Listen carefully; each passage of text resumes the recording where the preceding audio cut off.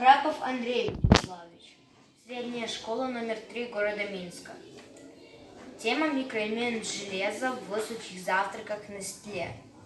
Цель – найти и доказать наличие микроэлемента железа в сухих завтраках Nestlé.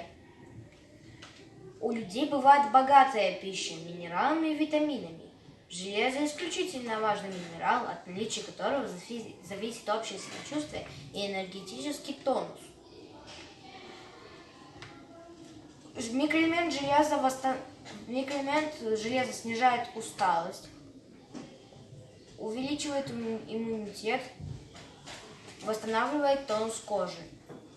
Самые богатые источники железа – такие продукты, как мясо, рыба, птица, фасоль, печень. Но многие дети отказываются есть такую пищу. Для этого мы провели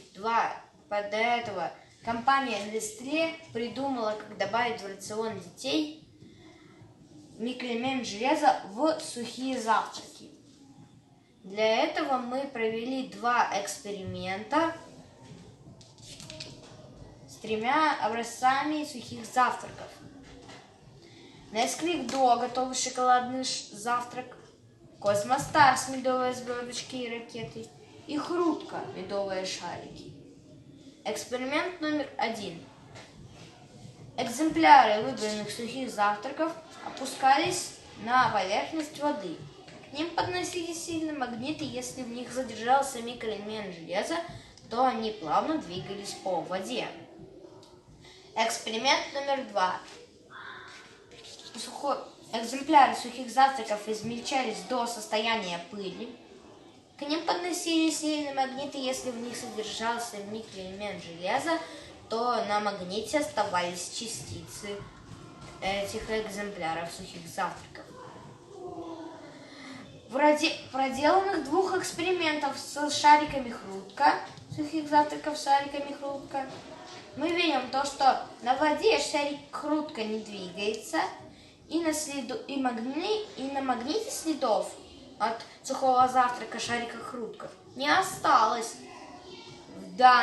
Значит, мы провели вывод, то, что в данном завтраке не содержится микроэлемент железа.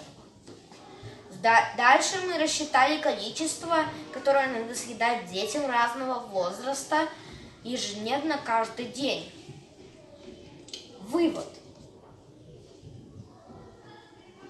В сухих завтраках Nestlé, Nesquik Do и Космостарс действительно содержится микроэлемент железа, который очень важен для организма людей.